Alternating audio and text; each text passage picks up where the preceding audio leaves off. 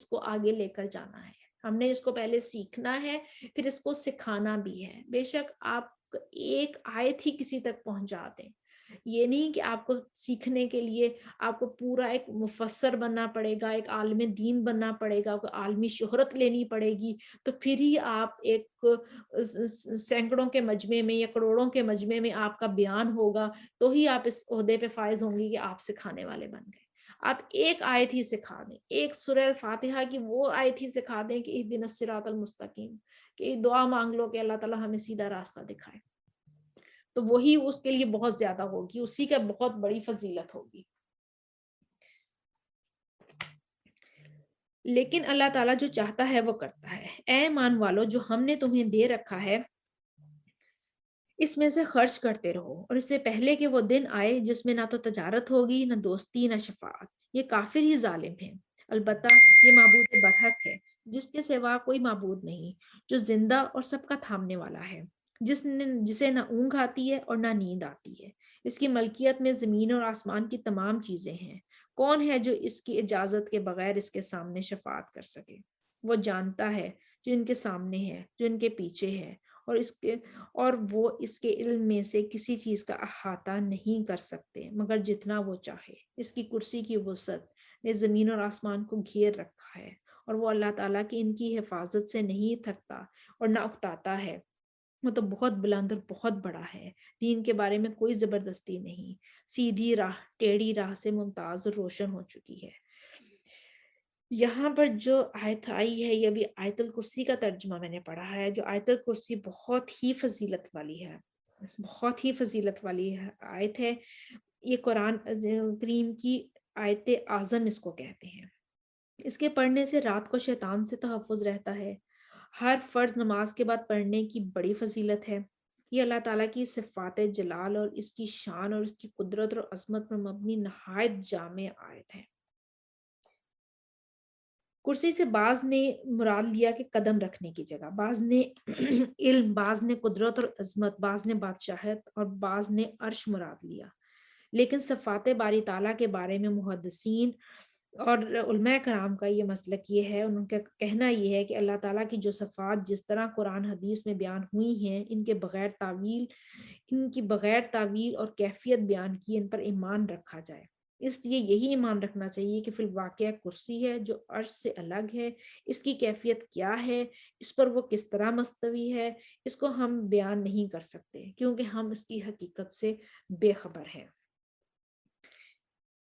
اس کی شان نزول میں بتایا گیا ہے کہ انصار کے کچھ نوجوان جو تھے وہ کچھ نوجوان یہودی یا عیسائی ہو گئے تھے، پھر جب یہ انصار مسلمان ہو گئے تو انہوں نے اپنی نوجوان اولاد کو بھی یہودی یا عیسائی بن چکے تھے، زبردستی مسلمان بنانا چاہتے تھے، جس پر یہ آیت نازل ہوئی۔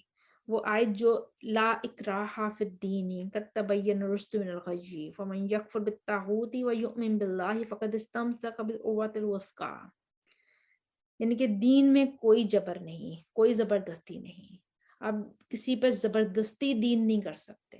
یہ بات یہی بات پہلے آیا کہ دین کا کام کرنا ہے، نبی پاک صلی اللہ علیہ وسلم کے ساتھ رسالت کا اور جو وحی کا سلسلہ تھا وہ ختم ہو گیا ہے، اب ہمیں آگے کام کرنا ہے، اب ہمیں دین آگے پہنچانا ہے۔ لیکن ساتھ ہی کہہ دیا گیا کہ دین میں زبردستی نہیں ہے، اب دین کسی کو کھڑا کر کے زبردستی نہیں کہہ سکتے کہ جی آپ دین سیکھیں، یا آپ یہ اسلام میں لکھا ہے یا یہ قرآن میں لکھا ہے، آپ نہیں کر سکتے۔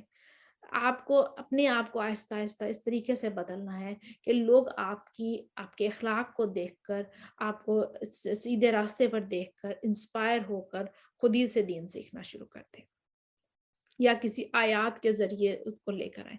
لیکن زبردستی کر کے اور لوگوں سے بدگمان ہو کہ ہم دین نہیں سکھا سکتے یا دین اس طریقے سے ہم لوگوں تک نہیں پہنچا سکتے۔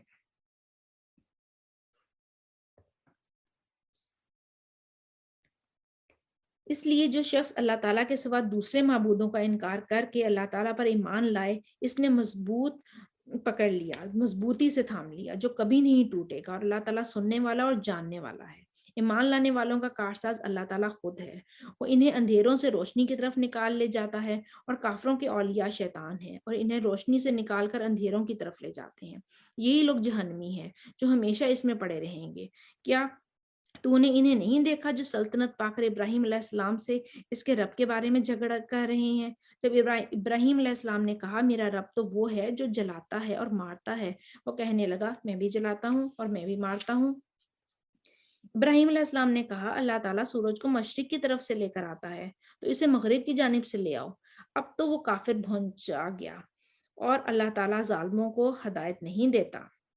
یا اس شخص کی مانند کہ جس کا گزر اس بستی پر ہوا جو چھت کے بل اوندھی پڑی ہوئی تھی، وہ کہنے لگا اس کی موت کے بعد اللہ تعالیٰ اسے کس طرح زندہ کرے گا؟ تو اللہ تعالیٰ نے اسے مار دیا۔ 100 سال کے بعد پھر اسے اٹھایا، پوچھا کتنی مدت تک سوئے رہے؟ کہنے لگا ایک دن یا دن کا کچھ حصہ۔ فرمایا بلکہ تو 100 سال تک سویا رہا۔ پھر اگر تو اپنے کھانے پینے کو دیکھ کہ بالکل خراب نہیں ہوا، اور اپنے گدھے کو بھی دیکھ، ہم تجھے لوگوں کے لیے ایک نشانی بناتے ہیں۔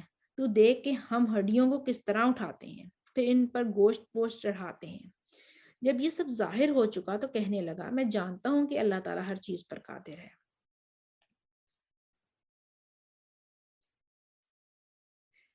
اور مطلب یہ ہے کہ آپ نے یہ واقعہ جو سنا تھا ایک شخص کے قصے پر آتے کہ جو ایک بستی پر سے گزر رہا تھا، یہ شخص کون تھا؟ اس کے متعلق اقوال اور مختلف تفاسیر میں مختلف اس کا بیان کیا جا رہا ہے۔ زیادہ تر مشہور حضرت عزیر کا نام ہے، جس کے بعض صحابہ تابعین قائل ہیں۔ اس سے پہلے کے واقعہ ابراہیم نمرود میں بھی اس طرح کے اور بھی اس کا اس بات کا ذکر ہے۔ اس دوسرے واقعے میں اللہ تعالیٰ کی قدرت کا بیان کیا جا رہا ہے کہ جب وہ سو کر اٹھے تو انہیں کہا کہ تم اپنے کھانے پینے کی چیزوں کو دیکھو جو کہ بالکل بھی خراب نہیں ہوئی، اور پھر اپنے گدھے کو دیکھو جو کہ ہڈیوں کا ایک جسمہ بن چکا ہے۔ اس میں اللہ تعالیٰ کی نشانیاں ہیں۔ اللہ تعالیٰ جس کو چاہے جس طریقے سے چاہے زندگی دیتا ہے، گوشت پوشت چڑھاتا ہے، اور دوبارہ بھی زندہ کرنے کا اختیار رکھتا ہے۔ اور جب ابراہیم علیہ السلام نے کہا اے میرے پروردگار مجھے دکھا تو مردوں کو کس طرح زندہ کرے گا، تو اللہ تعالیٰ نے فرمایا کیا تمہیں ایمان نہیں؟ جواب دیا ایمان تو ہے لیکن میرے دل کی تسکین ہو جائے گی۔ فرمایا 4 پرندے لے لو، ان کے ٹکڑے کر ڈالو، پھر ہر پہاڑ پر ان کا ایک ایک ٹکڑا رکھ دو، پھر انہیں پکارو، تمہارے پاس دوڑتے ہوئے آ جائیں گے، اور جان رکھو کہ اللہ تعالیٰ غالب ہے اور حکمت والا ہے۔ جو لوگ اپنا مال اللہ تعالیٰ کی راہ میں خرچ کرتے ہیں ان کی مثال اس دانے جیسی ہے جس میں سے 7 بالیاں نکلیں اور ہر بالی میں 100 دانے ہوں، اور اللہ تعالیٰ جسے چاہے بڑھا چڑھا کر دے۔ یہ انفاق فی سبیل اللہ کی فضیلت ہے۔ اس سے مراد اگر جہاد ہے تو اس کے معنی یہ ہوں گے کہ جہاد میں خرچ کی گئی رقم کا یہ ثواب ہوگا، اور اگر اس سے مراد تمام دوسرے مصارف ہیں تو دیگر نیکیاں ہیں تو یہ ہر نیکی کا اجر 10 گنا ہو جائے گا۔ اور اللہ تعالیٰ کشادگی والا ہے اور علم والا ہے۔ جو لوگ اپنا مال اللہ تعالیٰ کی راہ میں خرچ کرتے ہیں پھر ان کے بعد نہ تو احسان جتاتے ہیں اور نہ ہی ایذا دیتے ہیں، ان کا اجر ان کے رب کے پاس ہے، ان پر نہ تو کوئی خوف ہوگا اور نہ ہی وہ اداس ہوں گے۔ نرم بات کہنا اور معاف کر دینا اس صدقہ سے بہتر ہے جس کے بعد ایذا رسانی ہو، اور اللہ تعالیٰ بے نیاز اور بردبار ہے۔ اے ایمان والو اپنی خیرات کو احسان جتا کر اور ایذا پہنچا کر برباد نہ کرو، جس طرح وہ شخص جو اپنا مال لوگوں کے دکھاوے کے لیے خرچ کرے اور نہ اللہ تعالیٰ پر ایمان رکھے نہ قیامت پر، اس کی مثال اس صاف پتھر کی طرح ہے جس پر تھوڑی سی مٹی ہو اور پھر اس پر زوردار میم برسے اور وہ بالکل صاف اور سخت چھوڑ دے۔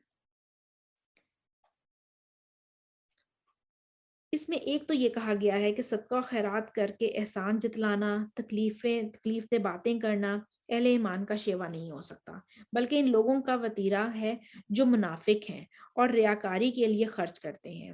دوسرے ایسے خرچ کی مثال صاف چٹان کی سی ہے جس پر کچھ مٹی ہو، کوئی شخص پیداوار حاصل کرنے کے لیے اس میں بیج بو دے، لیکن بارش کا ایک جھٹکا پڑتے ہی وہ ساری مٹی اس سے اتر جائے اور وہ پتھر مٹی سے بالکل صاف ہو جائے۔ یعنی جس طرح بارش اس پتھر کے لیے نفع بخش ثابت نہیں ہوئی، اس طرح ریاکار کو بھی اس کے صدقے کا کوئی فائدہ نہیں ہوگا۔ ان ریاکاروں کو اپنی کمائی میں سے کوئی چیز ہاتھ نہیں لگتی۔ اللہ تعالیٰ کافروں کی قوم کو سیدھی راہ نہیں دکھاتا۔ ان لوگوں کی مثال جو اپنا مال اللہ تعالیٰ کی رضامندی کی طلب میں دل کی خوشی اور یقین کے ساتھ خرچ کرتے ہیں، اس باغ جیسی ہے جو اونچی زمین پر ہو اور زوردار بارش اس پر برسے اور وہ اپنا پھل دگنا لے آئے، اور اگر اس بارش نام بھی برسے تو فوار ہی کافی ہے، اور اللہ تعالیٰ تمہارے سب کام دیکھ رہا ہے۔ کیا تم میں سے کوئی یہ بھی چاہتا ہے کہ اس کا کھجوروں اور انگوروں کا باغ ہو جس میں سے نہریں بہ رہی ہوں اور وہ ہر قسم کے پھل موجود ہوں، اس شخص کا بڑھاپا آ گیا ہو اور اس کے ننھے ننھے سے بچے بھی ہوں، اور اچانک باغ کو بگولا لگ جائے جس میں آگ بھی ہو اور بس وہ باغ جل جائے؟ اس طرح اللہ تعالیٰ تمہارے لیے آیتیں کھول کھول کر بیان کرتا ہے تاکہ تم غور و فکر کرو۔ اے ایمان والو، اپنی پاکیزہ کمائی میں سے اور زمین میں سے تمہارے لیے ہماری نکالی ہوئی چیزوں میں سے خرچ کرو۔ ان میں سے بری چیز کے خرچ کرنے کا قصد نہ کرنا جسے تم خود لینے والے نہیں ہو۔ ہاں، اگر آنکھیں بند کر لو تو اور بات ہے، اور جان لو کہ اللہ تعالیٰ بے پرواہ ہے اور خوبیوں والا ہے۔ شیطان تمہاری فقیری سے دھمکاتا ہے اور بے حیائی کا حکم دیتا ہے۔ اللہ تعالیٰ تم سے اپنی بخشش اور فضل کا وعدہ کرتا ہے۔ اللہ تعالیٰ وسعت والا ہے اور علم والا ہے، اور جسے چاہے حکمت اور دانائی دیتا ہے، اور جو شخص حکمت اور سمجھ دیا گیا ہو اور بہت ساری بھلائی دیا گیا ہو، اور نصیحت صرف عقل مند ہی کو ملتی ہے۔ تم جتنا کچھ خرچ کرو، یعنی خیرات اور جو کچھ نظر مانو، اسے اللہ تعالیٰ بخوبی جانتا ہے، اور ظالموں کا کوئی مددگار نہیں۔ نظر کا مطلب یہ ہے کہ میرا فلاں کام ہو گیا تو فلاں ہو، اس سے نجات مل گئی تو میں اللہ کی راہ میں اتنا صدقہ کروں گا۔ اس نظر کا پورا کرنا ضروری ہے۔ اگر کسی نافرمانی یا ناجائز کام کی نظر مانی جائے تو اس کا پورا کرنا ضروری نہیں ہے۔ نظر بھی نماز روزے کی طرح عبادت ہے، اس لیے اللہ کے سوا کسی اور کے نام کی نظر ماننا، اس کی عبادت کرنا جو شرک ہے، جیسا کہ آج کل مشہور قبروں پر نظر نیاز کا یہ سلسلہ قائم ہوتا ہے، جو کہ سراسر شرک ہے۔ نظر ماننا، اللہ کی خاطر نظر ماننا جائز ہے، لیکن پسندیدہ اس طرح سے نہیں ہے کہ اللہ تعالیٰ نے کہا کہ وہ چیز جو اللہ نے تم پر فرض نہیں کی تو وہ تم اپنی جانوں پر فرض نہ کرو۔ لیکن اگر کوئی فرض کر بیٹھے کہ اللہ نے اگر میرا یہ کام کر دیا تو میں اتنے لوگوں کو کھانا کھلاؤں گا، یا اللہ نے میرا یہ کام کر دیا تو میں اتنے نوافل پڑھوں گا، تو وہ پھر نماز اور روزے کی طرح فرض کی کیٹیگری میں آ جاتے ہیں۔ پھر ان کا پورا کرنا، اس نظر کو پورا کرنا فرض ہے، لیکن وہ نظر جو ہے وہ صرف اللہ تعالیٰ کے لیے ماننی چاہیے کہ اللہ تعالیٰ کے لیے میں اتنے مسکینوں کو کھانا کھلاؤں گا، یا اللہ تعالیٰ کے لیے میں اتنے نفل پڑھوں گا، یہ جائز ہے۔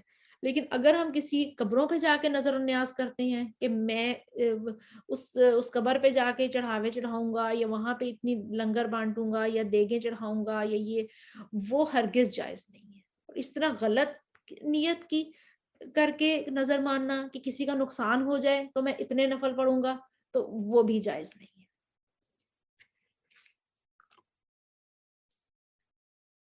اگر تم صدقے خیرات کو ظاہر کرو تو وہ بھی تمہارے لیے اچھا ہے، اگر تم اسے پوشیدہ اور رکھو، مسکینوں کو دے دو تو یہ بھی تمہارے لیے بہتر ہے۔